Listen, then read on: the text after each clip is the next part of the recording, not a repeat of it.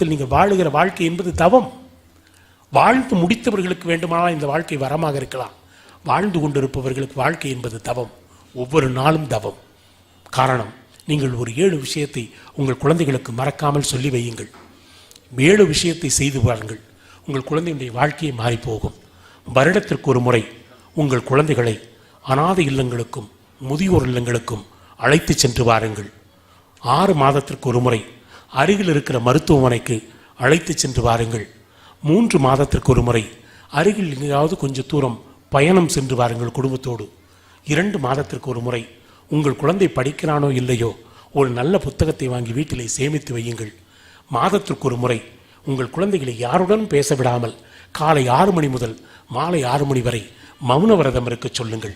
வாரத்திற்கு ஒரு முறை உங்கள் வீட்டு கழிவறைகளை உங்கள் குழந்தைகளையே கழுவச் சொல்லுங்கள். தினமும் ஒரு முறை உங்களுக்கு உதிரம் தந்த, உங்களுக்கு உடம்பு தந்த, உங்களுக்கு பாரம்பரியம் தந்த உங்கள் முதியோர்களை ஒரு நிமிடம் நினைக்க சொல்லுங்கள். இந்த 7 விஷயத்திற்குள்ளே தான் மானுடத்தின் மகத்தான வரலாறு மறைந்திருக்கிறது. அதை நான் உங்களுக்கு சொல்ல மாட்டேன். கோடிட்ட இடத்தை விட்டுவிட்டு போகிறேன். நிரப்பி பாருங்கள். என்ன மாற்றம் நிகழும் என்பதை அதற்கு பிறகு நீங்கள் உணர்ந்து கொள்வீர்கள்.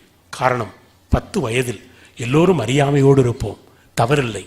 20 வயதில் அழகோடு இரு, 30 வயதில் ஆற்றலோடு இரு, 40 வயதில் செல்வத்தோடு இரு, 50 வயதில் அனுபவத்தோடு இரு, 60 வயதில் அமைதியோடு இரு, 70 வயதில் சந்ததியோடு இரு, 80 வயதில் சன்னதியோடு இரு, 90 வயதில் இருந்தால் நிம்மதியோடு இரு.